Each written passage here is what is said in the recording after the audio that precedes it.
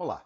No vídeo anterior, eu mostrei como se calculava a velocidade característica do vento, levando em consideração todas as características do terreno, da cidade onde vai ser feita a construção e como que essa velocidade vai variar com a altura. Agora a gente vai ter que chegar aqui na parte de cálculo de força do vento, força e momento. Então a força é o coeficiente aerodinâmico vezes a pressão dinâmica vezes a área da interação do vento. A pressão dinâmica é o que depende da velocidade característica que nós falamos no vídeo passado. Então está aqui, ó, pressão dinâmica, 0,613 vezes a velocidade ao quadrado. Determinando essa força aqui, olha, eu vou poder calcular então o momento na fundação, onde o y é o braço vertical dessas forças, vou ter uma força para cada carregamento, né? E também o momento de torção, onde o x aqui é o braço horizontal que vai me dar essa torção da edificação. Para fazer tudo isso aqui, o que eu preciso? Considerando que a pressão dinâmica já está feita, o y eu vou determinar para cada pavimento, a área também, a área da fachada, né, da interação do vento, preciso saber o coeficiente aerodinâmico. Para determinar força e momento, eu vou trabalhar aqui com coeficiente de arrasto. Vou pegar um exemplo de planta retangular. Tá? A norma tem vários detalhes para vários tipos de estruturas, então aqui eu vou focar primeiro numa planta retangular. Existe essa curva para determinar o coeficiente de arrasto para uma situação de vento, né, de baixa turbulência, e essa outra curva se é de alta turbulência.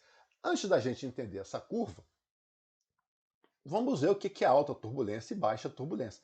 Peguei de novo esse vídeo aqui. Tá? Nesse videozinho que eu já expliquei no vídeo passado, eu vou fazer o quê? Uma demonstração do que é uma situação de baixa turbulência. Perceba que esse vento está vindo, olha, basicamente não muda a velocidade dele, ele está bem uniforme, ele começa a ter uma pequena turbulência aqui, olha, você vê essa oscilação, e daí recircula, mas esse vento ele vem para atingir o edifício com baixa turbulência. Numa situação dessa, a gente vai utilizar então aquela primeira curva de coeficiente de arrasto, onde ele sente o efeito dessas estruturas que estão aqui nessa região. Tá? Vou passar agora para a situação do vento de alta turbulência. Repare que eu mudei. Agora eu botei um monte de edificação alta próxima que a gente vai estudar. Para chegar nessa situação aqui, repara que só aqui que nós vamos ter. Olha, tá vindo, né, a fumaça, vê como que está gerando aqui uma determinada perturbação.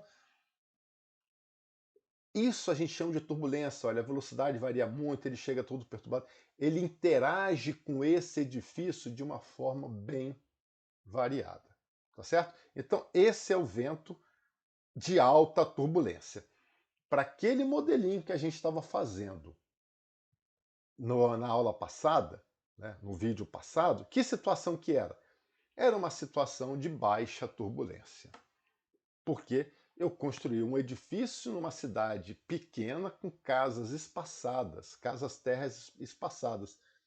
Então, era uma região de baixa turbulência. Está aqui o meu edifício, né, que eu recoloquei aqui com as dimensões dele. Por que eu recoloquei essa figura aqui?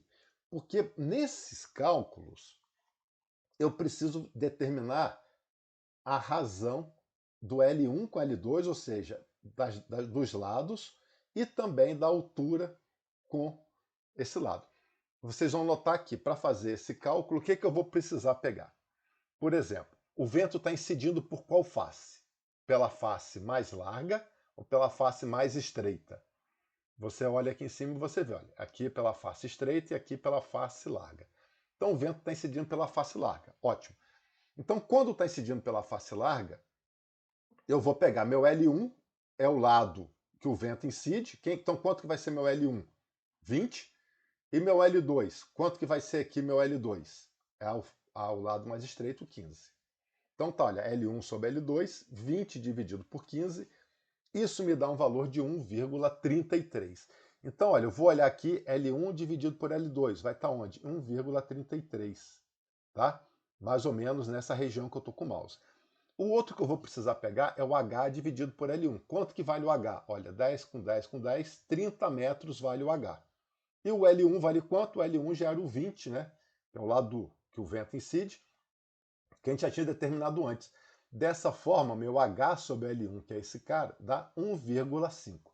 Ou seja, agora eu vou cruzar esses dados aqui. Primeiro, 1,33. Tracei essa reta vermelha. Vai cruzar com quem? Com 1,5. 1,5 está aqui, tá vendo? Cruzou. Nesse ponto onde eles se cruzaram, olhando aqui nesse ponto que se cruzou, é onde eu vou determinar então o meu coeficiente de arrasto. Olhando para esse ponto, olha, 1,20 está mais ou menos no meio entre 1,2 e 1,3. Se está mais ou menos no meio, eu vou dizer que o meu CD é 1,25. Esse é o coeficiente de arrasto, então, que eu vou utilizar lá naqueles cálculos, né, para determinar tudo. Se fosse uma condição turbulenta, eu faria os cálculos com essa curva aqui, só que para turbulência, como é que a gente vai levar em conta? Tem esses vários detalhes aqui, normalmente observado em terrenos da categoria 4 ou 5, tá? Existem algumas condições mínimas para se determinar. Para isso, por exemplo, aí eu não vou detalhar tudo aqui, porque tem um monte de numerozinhos, né? Mas posso detalhar em outro vídeo, que vai estar ligado com o quê? Com a altura da edificação e com a distância que tem de edifícios altos em relação a ele. Tá? Esses são os pontos principais. Ficará para um próximo vídeo esse detalhamento de uma região turbulenta. Agora que a gente já sabe que o CD é 1,25 e tudo mais, como é que eu vou calcular a força e o momento? Olha, força, né, pressão dinâmica, momento. Primeiro vou calcular o momento na fundação. Braço vertical vezes força. Desenhei aqui o carregamento, agora eu vou fazer em perspectiva para facilitar a visualização. Cada carregamento desse interage com essa área, olha. Então eu já tenho o Q1, Q2, Q3 tem essas áreas e assim eu vou poder calcular esses esforços.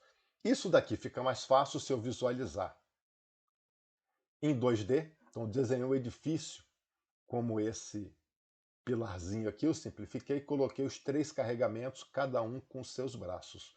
Tá?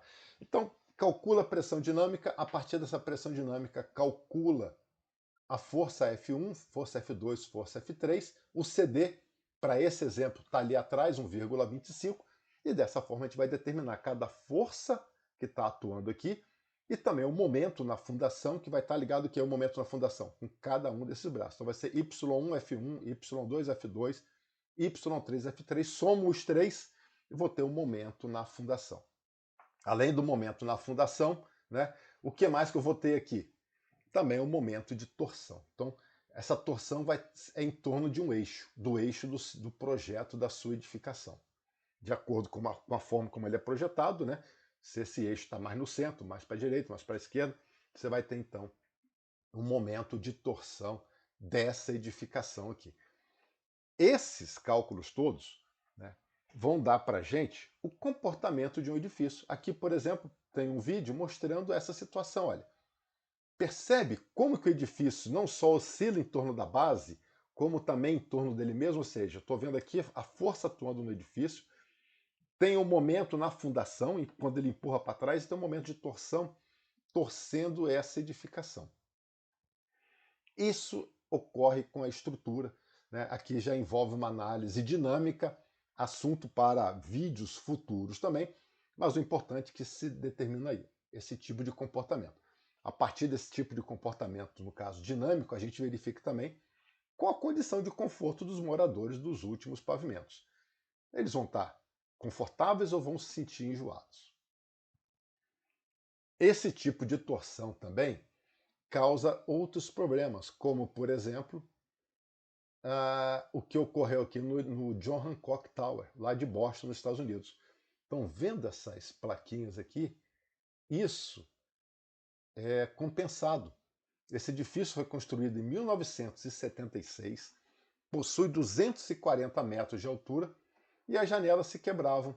Logo depois que foi construído, a janela quebrava. No início eles repuseram as janelas, mas aí elas caíram de novo e eles resolveram então começar a colocar compensado. Nessa imagem, olha, tem até mais compensado aqui na janela. Então eles colocaram mais compensado e foram fazer os estudos para ver o que precisava ser feito. Basicamente, o que ocorre aqui é uma situação como essa, né? Então você tem o edifício torcendo, mas não só torcendo, como também vocês vão perceber que em alguns momentos eu tenho aqui, olha, uns azuis, uns pontos azuis mais escuros, representando maior sucção do vento, né? Então você tem muito problema aqui, não só de torção para cair, como também cai muito nessa região de quina da edificação, que é onde ocorrem as maiores sucções do vento.